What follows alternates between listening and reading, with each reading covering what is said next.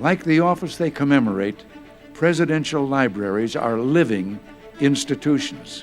Certainly it is my hope that the Reagan Library will become a dynamic intellectual forum where scholars interpret the past and policymakers debate the future. Welcome to the Ronald Reagan Presidential Foundation and Institute's virtual event series. To fulfill President Reagan's mission of making the Reagan Library a dynamic intellectual forum, our Center for Public Affairs Programming offers lectures and forums presenting perspectives on important public policy issues of the day. Each year, we bring you 20 to 30 events from politicians, authors, members of the media, business and military leaders, and more. Since the March 2020 closure of many businesses across our great country, the Reagan Foundation is now bringing its events online to ensure that we are still delivering world-class content, even if you can't get to our hilltop to watch it in person. In this week's Center for Public Affairs virtual event, we bring you Ben Sutton Jr., an entrepreneur, culture builder, and philanthropist from North Carolina. Ben Sutton is currently the founder and chairman of Teal Capital Partners, a private equity firm. Mr. Sutton is most known for, and widely credited for, inventing the college sports media business as it is known today.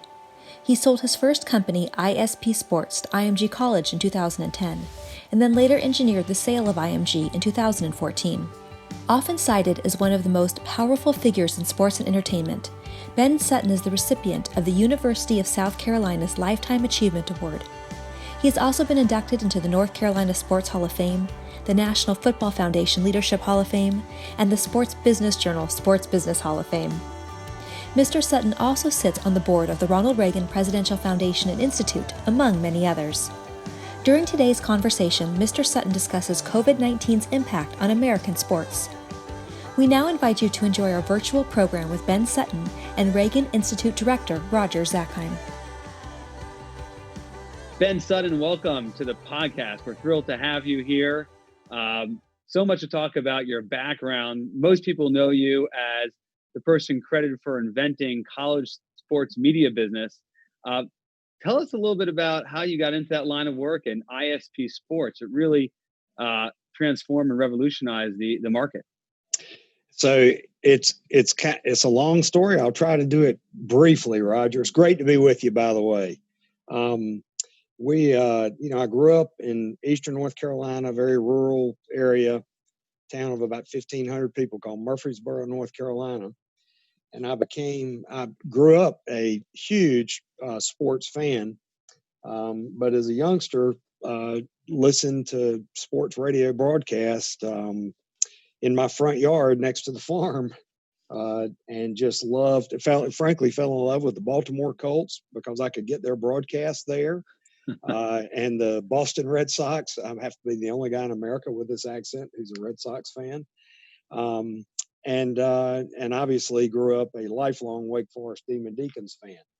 And when I went to college, ended up working in the athletic department as part of my scholarship work-study requirement, and just had a wonderful experience. Actually worked almost full-time most of my 3 years of law school to put myself through law school for a great mentor of mine who was the athletic director at Wake Forest for 29 or 30 years, Gene Hooks, and stayed at the institution, at the university, and worked there for 7 or 8 years as an associate athletic director.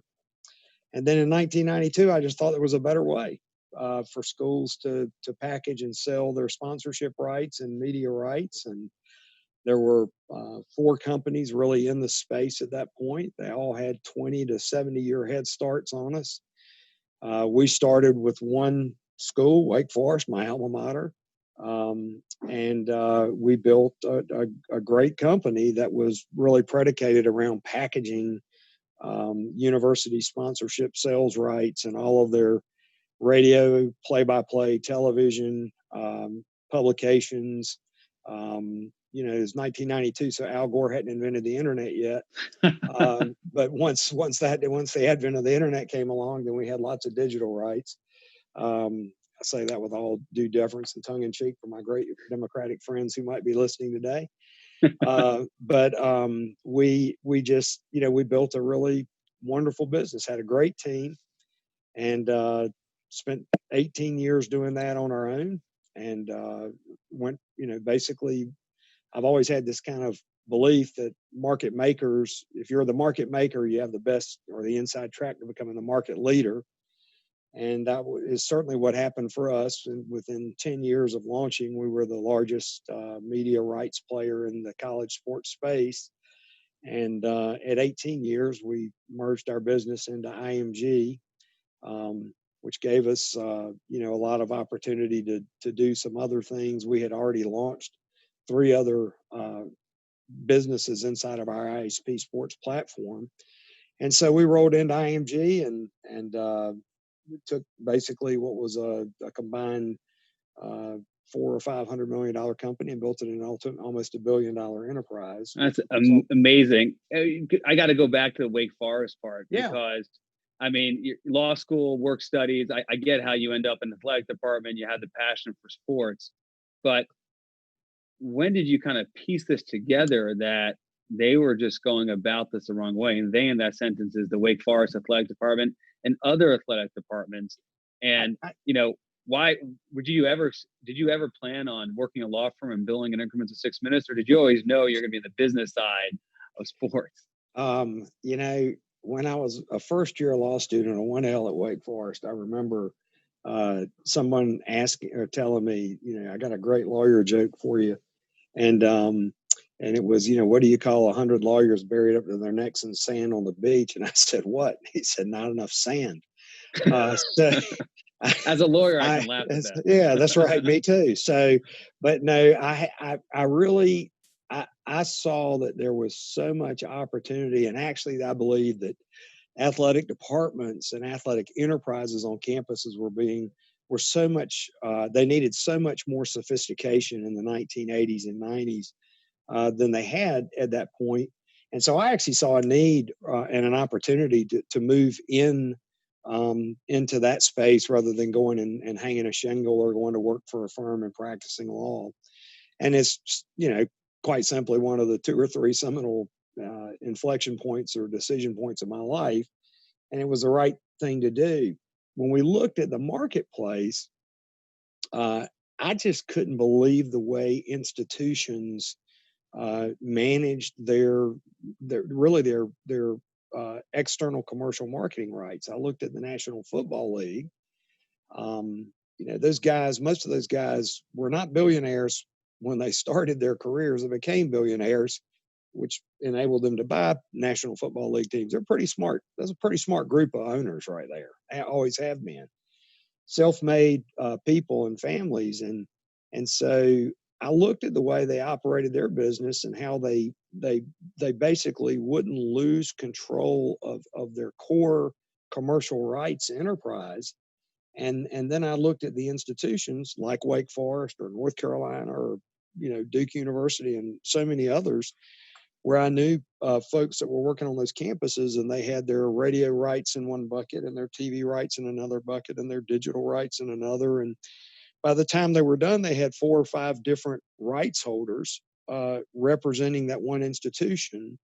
And as opposed to taking a more sophisticated commercial rights platform to market and giving sponsors what they want, which was they wanted to have kind of vertical access to what the school had to offer them. And so we were, for whatever reason, the first. And I think when you come into a marketplace, we also started, Roger, in a recession in 1992, which was intentional. I felt like our competitors were paralyzed. Of course, having grown up pretty modestly, I didn't know I really didn't understand the concept of working capital. I'm not sure many people would do what I did and try to self-finance a business because we didn't have investors. And as I said, I had quite modest means myself. But that was also at a time before all of the, banks have always been heavily regulated, but back then they weren't nearly as heavily regulated. A and B, there was, banks were the partners and friends to small startup entrepreneurs. They've abdicated that responsibility, quite frankly, part of it because of regulation, but part of it It's just a cultural phenomenon. They just got so big, right? I mean, they're no longer tied locally. Yeah. And so which of course, that's one of the reasons there's been this advent of 25 or 30 years now where people have invested heavily in the private equity, the business I'm in today, who have become the partners to entrepreneurs and innovators. And, but yeah, I just thought there was a better way. And so when we took it to market, it was met with, it was modest success. I think we added one school a year for the first 6 or 7 years, but then you had proof of concept. And then the next thing you knew, we had 20 schools a couple of years later. And then 4 or 5 years after that, we had 65 or 70 schools. So there you are. You got ACC, SEC, and beyond. One more follow-up, because it's interesting as you explain your story. You were in an athletic department of a non-for-profit university, yet to do this, you had to leave. I mean, your analogy is the National Football League. The owners you were talking about, they're able to take care of the on-field stuff and the off-field stuff under one roof. But I've heard you say before, to do this in the college realm, you had to create ISP Sports. You couldn't have done this within a non-for-profit university. Talk about that for a minute. Yeah. So, I would just say, I mean, I'm a huge fan of my alma mater, and I believe universities play a critical role in our society, but they're not known, just as government's not known, for being groundbreaking innovators or entrepreneurs. These are big bureaucracies like government, and frankly, like lots of big companies, and so. I think it would have been very difficult in that environment to kind of create what we did internally. We were doing the best we could internally, but I also knew that if we went out and got a dozen more schools in the same region doing the same thing, that we could take all those schools to market together. So, every individual school was going to get lift just by not having 8 competitors in the name of that one school in the marketplace, creating a race to the bottom on pricing. Now all of a sudden you have all the rights combined so that only one entity could go to market and represent, the University of North Carolina or Wake Forest or Clemson, et cetera.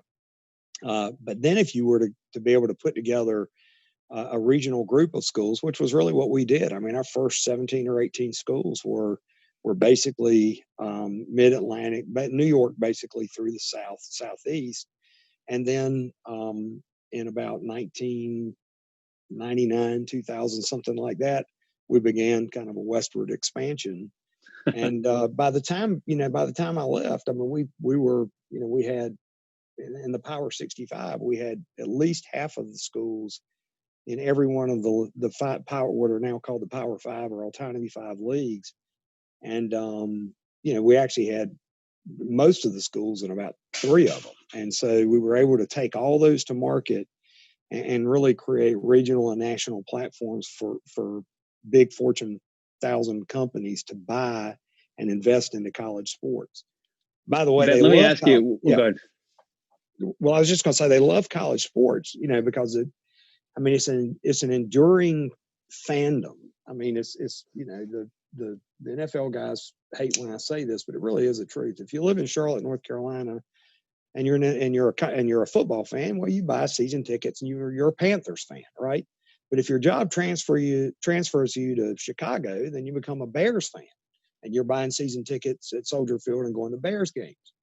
But if you go to Wake Forest, or you go to Clemson, or you go to Southern Cal, that's a lifelong affinity and association that never goes away.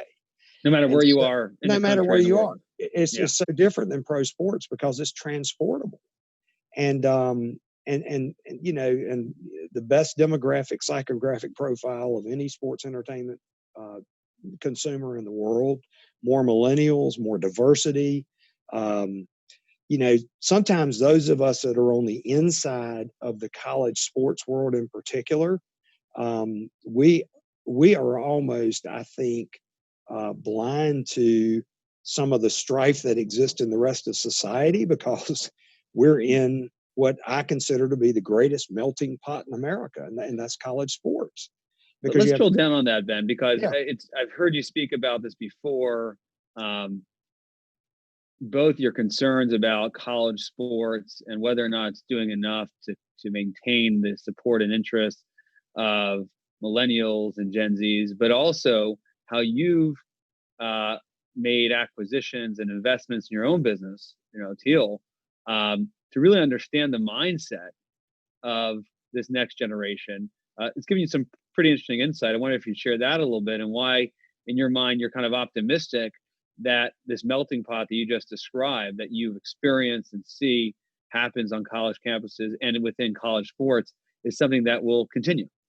So I think that all industries go through ebbs and flows. I mean, I'm sure that my friend Larry Culp, when he became CEO of General Electric, he knew the kind of challenge that was in front of him.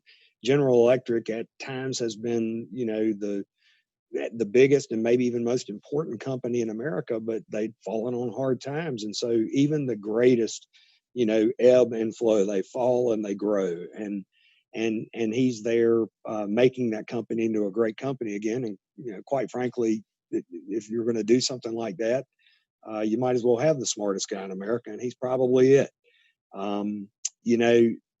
I just think that around college sports there's often around any industry, but I certainly saw it in college sports and professional sports and entertainment, rock and roll, etc., that people kind of let their guard down. They take for granted who their fans are. They're sold out every week, or they're almost sold out.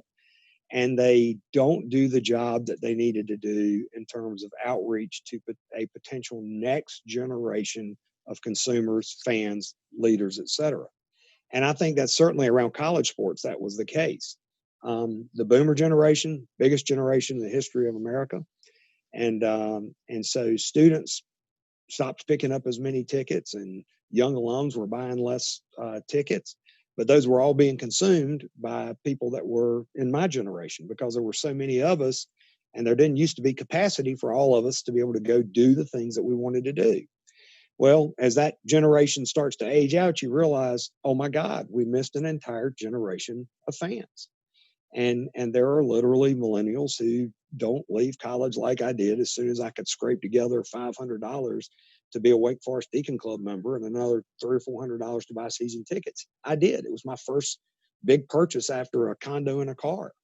And and it's just not the case anymore. And so one of the first investments we made at Teal, we started this private equity firm that was most of my C-suite that worked with me and helped build the 4 companies at ISP and then kind of put it on steroids at IMG College, joined me in this exercise. And the first company we bought was a company that basically helped us understand the mindset of millennials and Gen Xers. And so one of the things that we learned early in this pursuit was that young folks care about community and fellowship more than any generation since probably the 1960s loved children.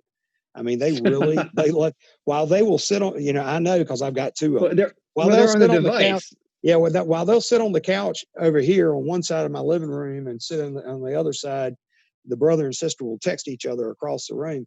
They also love being together. They love being with their friends.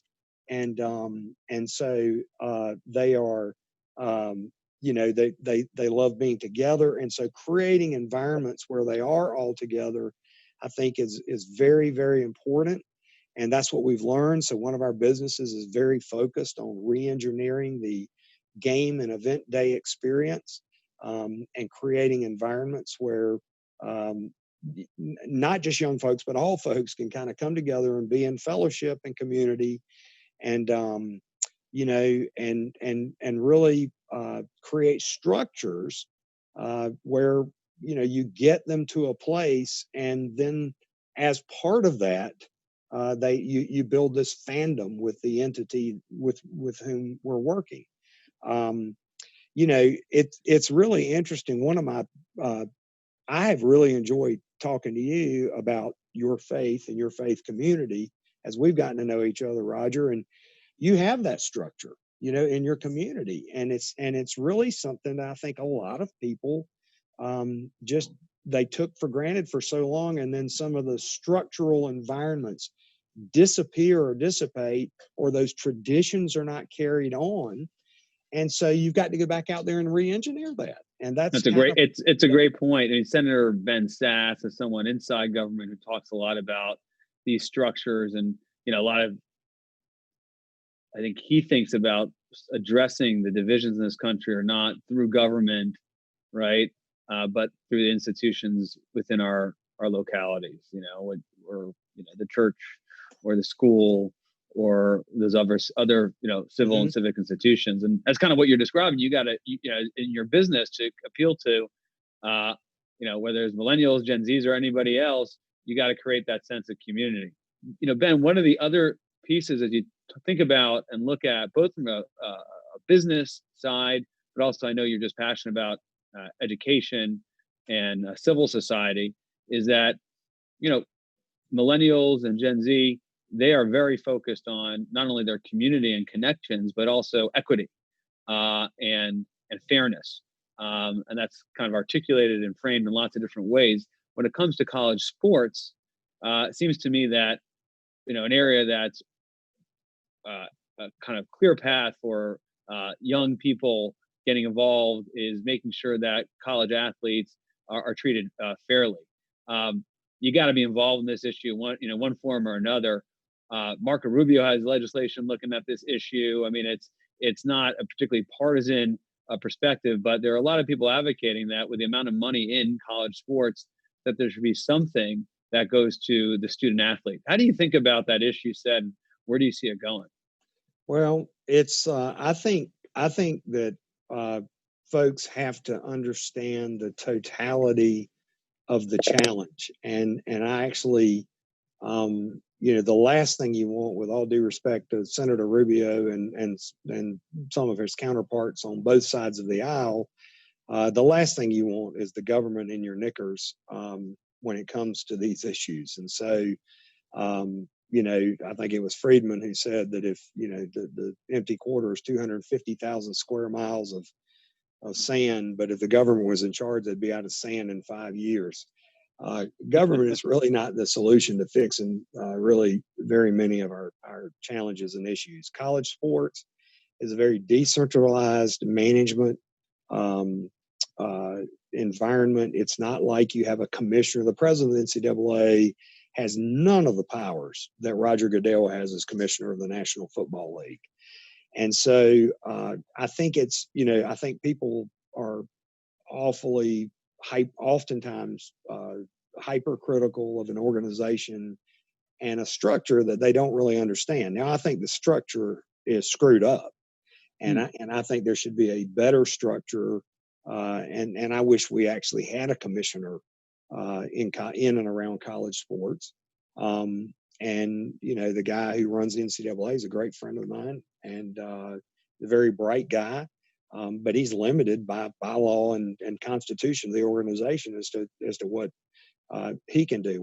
What I think people have to understand when they start talking about paying players is that first of all, let's just start with this.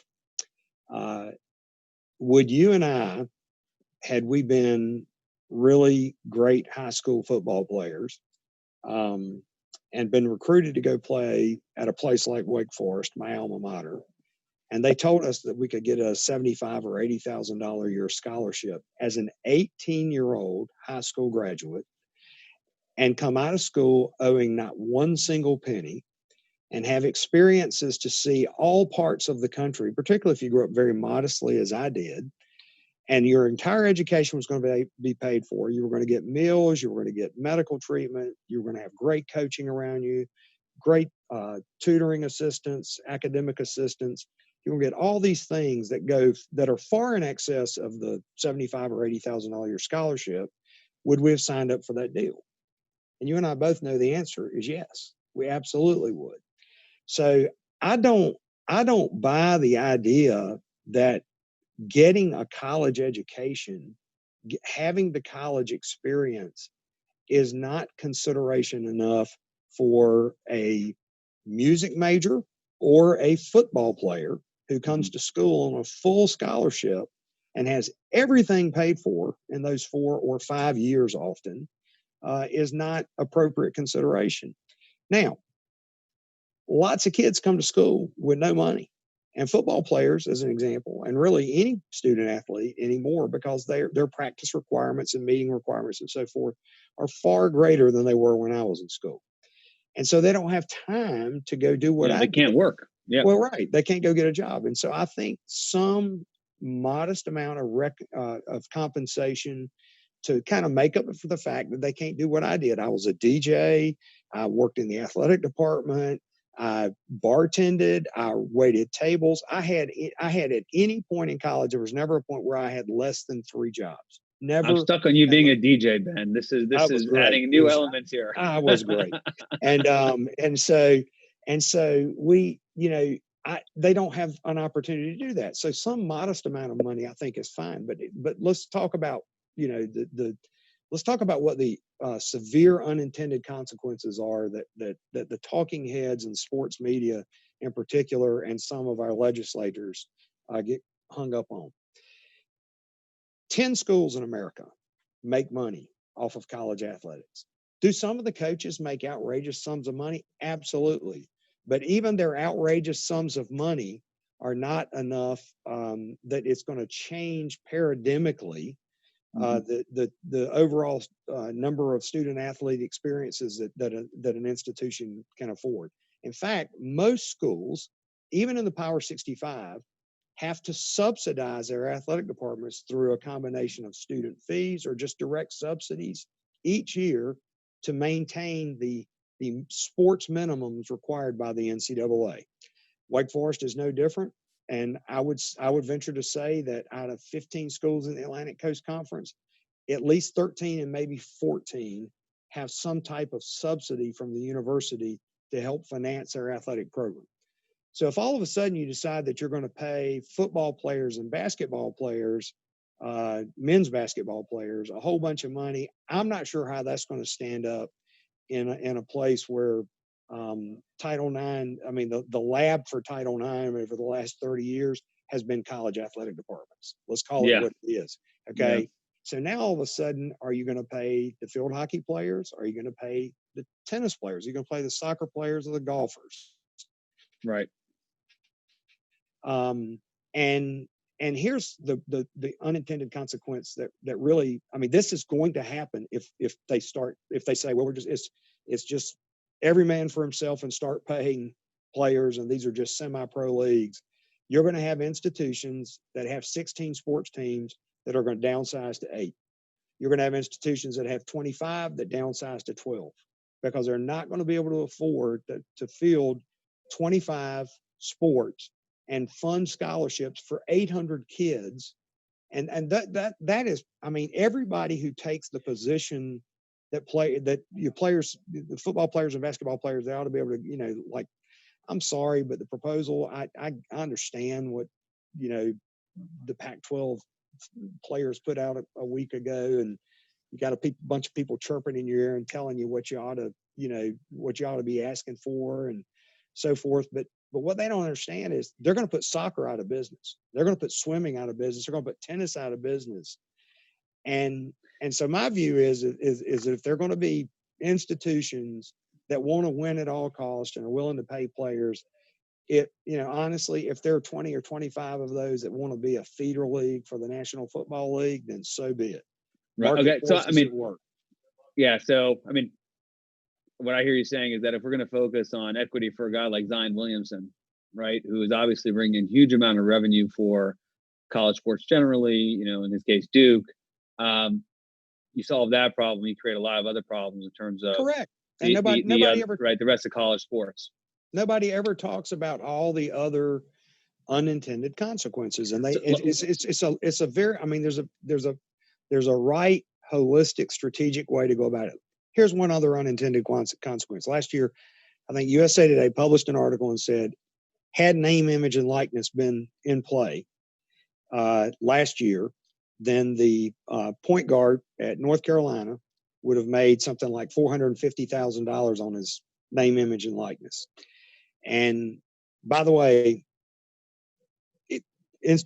companies that invest in college sports through sponsorship, they have finite pies for their marketing budgets.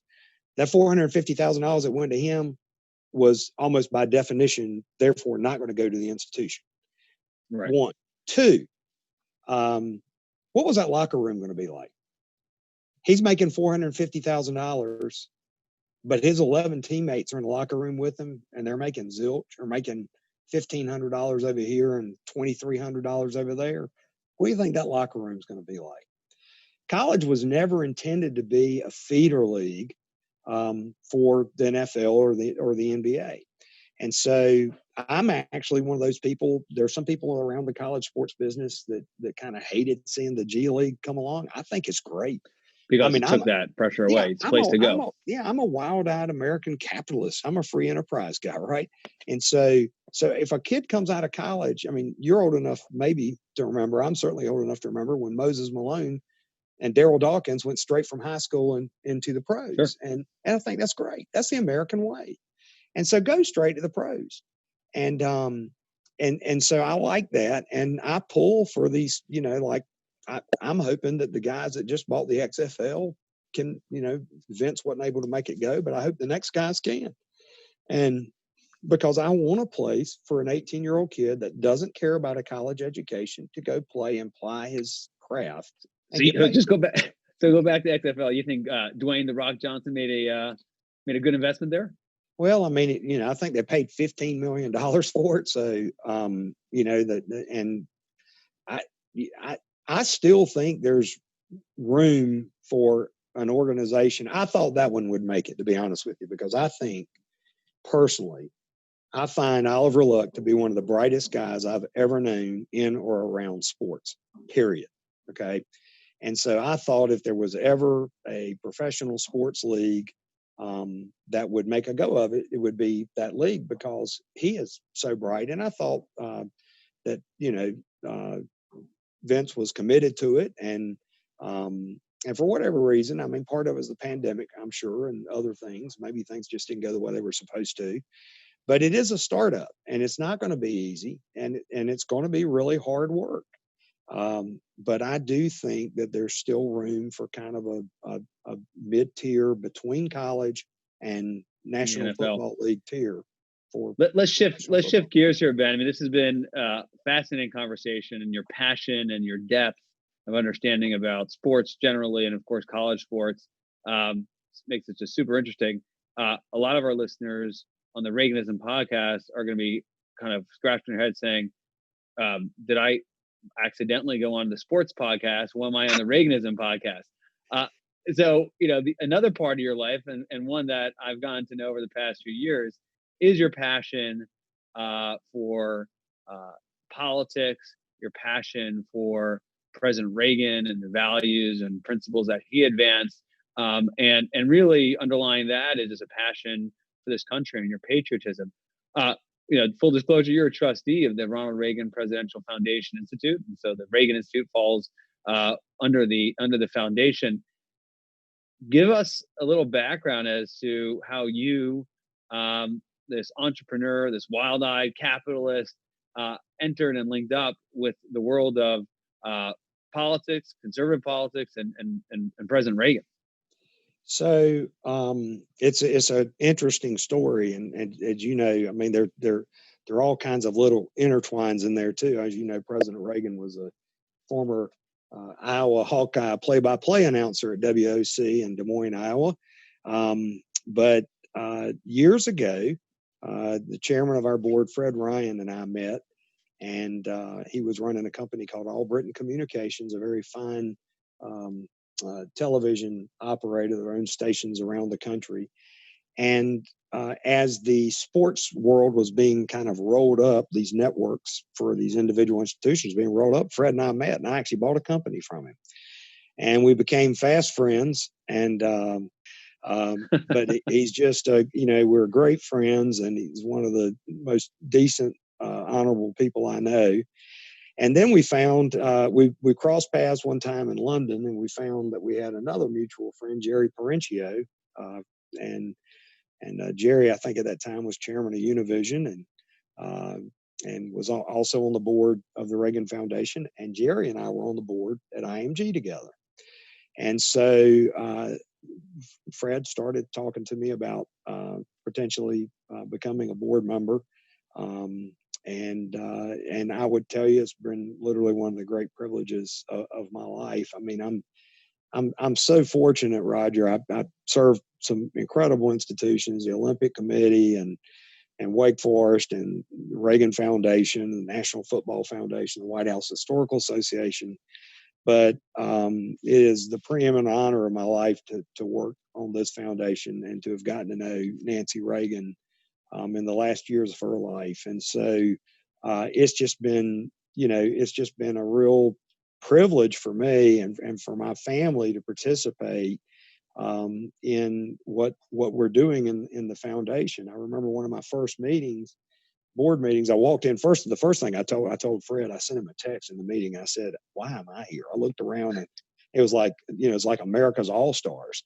And I was sitting right next to my great friend, Governor and Senator Pete Wilson. And, just almost in awe of the group that was so dedicated and committed to what we were doing. But in our very first meeting, I talked about, my study of other presidential libraries and how they often, they kind of become dinosaurish, and I think you and John and the staff there have done an unbelievable job to keep our library vibrant and full of people. And I think that's great. I think we have a great plan there. But I also love the idea, and I remember Mrs. Reagan so well talking in one of our board meetings about perpetuating, ideals of freedom and strength and courage and governance. I mean, that's one of the things that people forget about our President Reagan. President Reagan he understood the concept of governance, and he and Tip O'Neill, other than their Irish heritage, could not have been more different. And yet they were able to sit in the White House and cobble together deals that required both sides to compromise, and that is the essence of governance in America. And so they came at things very differently, and but they were able to they kept the country moving, and quite frankly, we haven't had that level of cohesion and the world working together politically in our country, since that time. And so she cared greatly about perpetuating that notion. And so the board took her at her word on her challenge to build this institute in DC, which has been, I think, one of the greatest projects with which I've ever personally been affiliated or associated with. And so I've been proud to help raise some money for it, give money to it, work at your side to make this into something that I think will be I think we'll look back in 10 or 20 years and we'll say this was one of the most important things we did to honor the legacy of President Reagan, but more importantly, because he just didn't have ego. And so more importantly, to perpetuate these ideals of working together and bringing America together to make great things happen. I mean, your support, Ben, and all the focus, not just in terms of the Sutton Family Auditorium at the Reagan Institute, but the programmatic piece and your involvement, whether it be the Reagan Institute Summit Education and or leadership in the American Presidency programs, really reinforced the need to make the foundation focus not just on the past, but as you've been emphasizing, the future. I want to read you a quote you recently said in another podcast, perhaps our competition, because it does reflect less optimism about those in office today. And I kind of wonder, kind of to get your take on where we are in this country politically, and what we have to do to kind of get back to the optimistic, kind of forward-looking outlook that we saw with the President Reagan. But you had said something that there aren't 50 members of Congress today who could have gotten a job at ISP, the first company that you started, which you spoke about at the beginning of this discussion. What are you seeing out there? You're quite active in the world of politics. You're really engaging with politicians and elected officials at the federal, and I suspect also the state and local level too. What's wrong? So I did say that, and I stick by that, by the way. Government, and particularly elected positions in government were meant to be a way to give back to society. And if you look at the founders and the legislatures that were the Congress, as it were, for a long time, you would have folks that worked and plied a craft for some period of their life, and then they felt like in service to their country, they should run for public office and go back and serve their country. And my view is, Roger, that if a person on Capitol Hill, if the best job they've ever had is being in the Senate or being in the House of Representatives, then they're in the wrong job. I mean, I really believe that. I mean, I literally, I would tell you, I mean, I would love to see a movement in our country to work towards a constitutional amendment for term limits. Because I think it's the folks get in Washington, D.C., and this is not true of all of them. Look, I have some wonderful friends in Washington, and I count Susan Collins and Rob Portman and Tom Tillis and Ben Sass. You mentioned Ben Sass a moment ago. Ben Sass is maybe the most brilliant human being that I've ever met in government or politics in my career. And I've known hundreds of congressmen and senators, several presidents. I mean, he is brilliant. We need more people like him in Washington. It doesn't matter which side of this political spectrum you are. I just want people who bring fresh ideas, who are willing to create disruption and innovate and get together and govern. And Ben is certainly emblematic of that. And I think Senator Collins is. And I mean, I could go. I mean, I have friends on both sides of the aisle, by the way. And so, but I really believe that it's become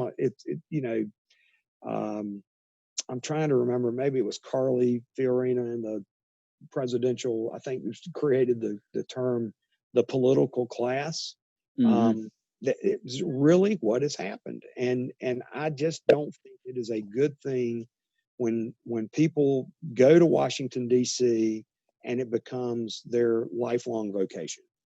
And it's not good for America. And so, because you don't get fresh ideas, you have people who are inside that bubble, they get very stale, and their whole world is clouded by a worldview that really doesn't go outside of the district. They just become kind of victims of the Beltway.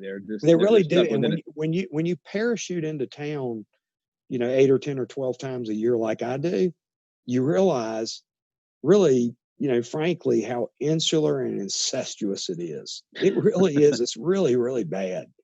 And it's not the real world. It's just not the real world. So I would love to see more churn in our legislature and in our process, and where we got back to a fundamental premise that the founders intended, which was this would be a kind of a temporary moment of service to your country, not something that you would go up there and you would run for 6 terms as a United States senator. Right. And then if you're a Republican, one quick follow-up on that. Yeah. This is kind of coming from someone who's, my background, having the opportunity to work in the Congress as a staff person. You definitely need some time to figure out the institution, right? So, if you were going to get the Sutton constitutional amendment that was just announced here today, breaking news here on the Reaganism podcast, I mean, you need some people to kind of figure out the lay of the land before they're exiting, because the institution itself, I don't think would do well if everybody's coming in and kind of seeing it for the first time. I mean, the analogy of the business world, you kind of need people with experience before they could, before you trust them to take on one of your businesses, right? I think to some degree, but I also think, Roger, that I'm a lot of people don't like the word consultant or don't like consultants, but the way I say it is, I think there are lots of subject matter experts on a lot of different issues. If I ran for Congress or the Senate and won, I would not go in front of my constituents and act like I was a subject matter expert on matters of defense.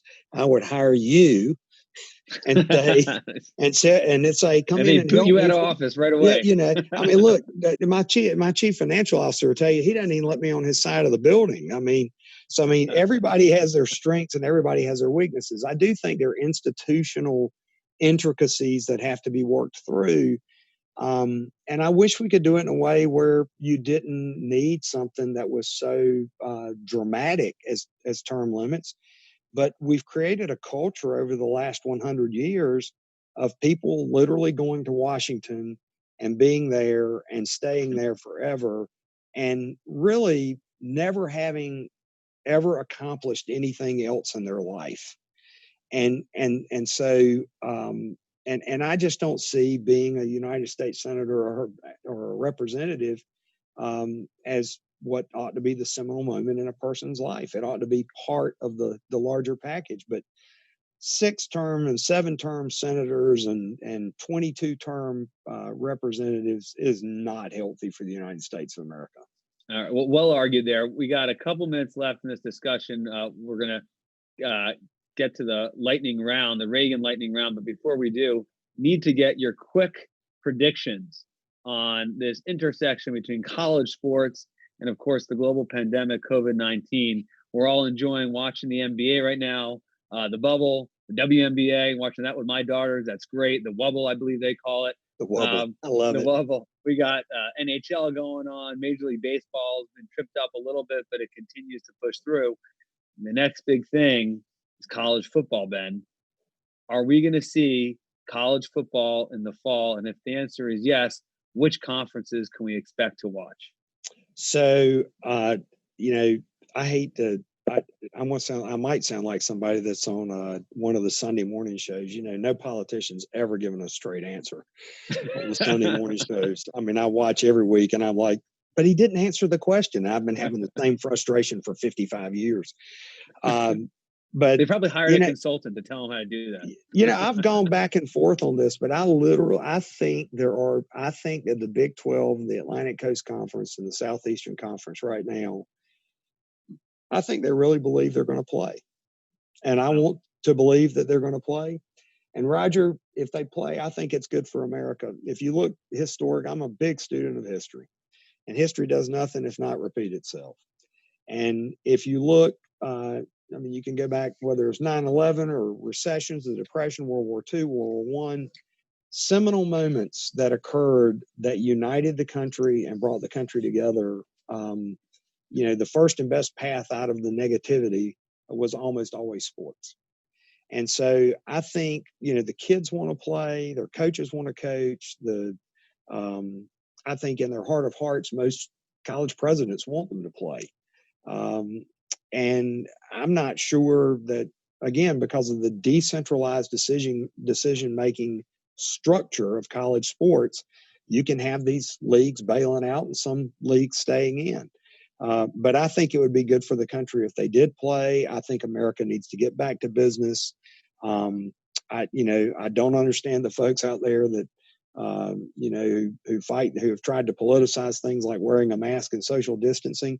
I'm for going back to business, getting back to business, but I'm also for using common sense measures that most medical professionals believe are advantageous as we do that.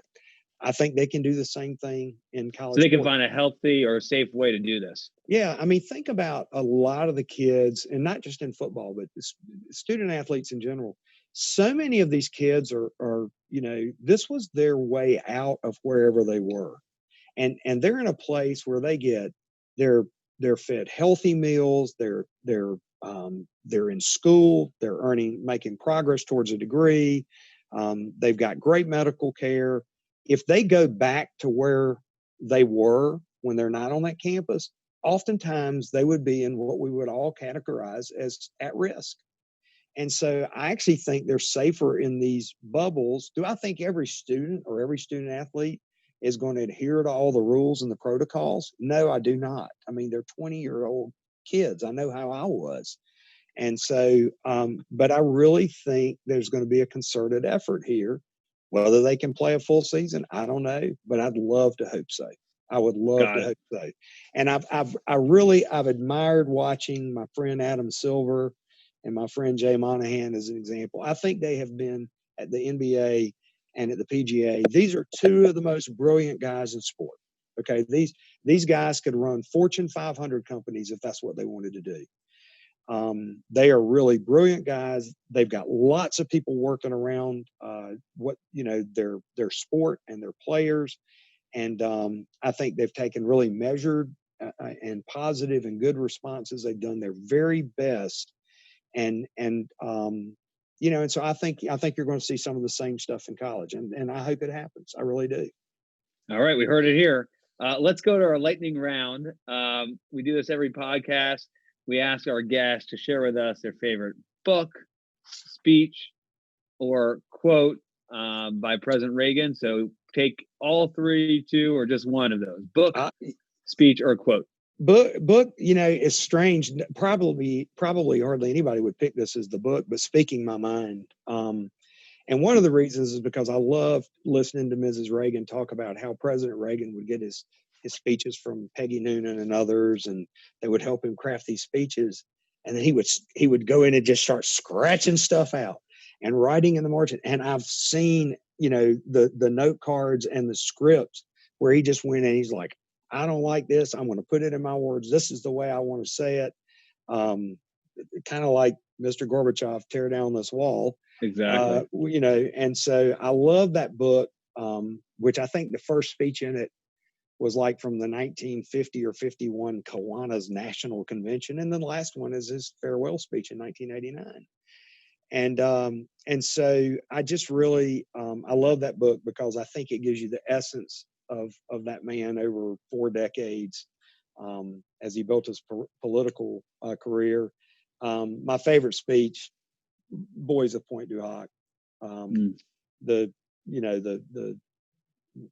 first draft of the speech written by my friend Peggy Noonan, who also serves on the board. And, I could just listen. Peggy, even when she talks, it's like listening to poetry, right? So it's just, I just think it's one of the greatest speeches ever. And honestly, my favorite quote is from that speech. And I just spoke to the graduating rookie class of the Winston-Salem, North Carolina Police Department a few weeks ago, and bought lunch for all the sworn officers. Do I think that there are things in police departments around the country that can be fixed? Absolutely. Basically, in every institution of America, there are things that need to be fixed. But I love the men and women in blue. And I shared this with them, but strengthened by their courage, heartened by their valor, and borne by their memory, let us continue to stand for the ideas for which they lived and died. And I just salute all of our men and women in uniform around the country. It's because of them that we get to live, as I have, the American dream. Well, we'll leave it there. Ben Sutton, eloquent, thoughtful. Thank you so much for your time today. It was great to have you on the podcast, and we look forward to having you back in the not too distant future. Great. Thank you, Roger. Thank you. We hope this conversation has inspired you to share what you've learned with your family and friends, and that you'll join us again for an upcoming event. And let me offer lesson number 1 about America. All great change in America begins at the dinner table. So tomorrow night in the kitchen, I hope the talking begins. And children, if your parents haven't been teaching you what it means to be an American, let them know and nail them on it.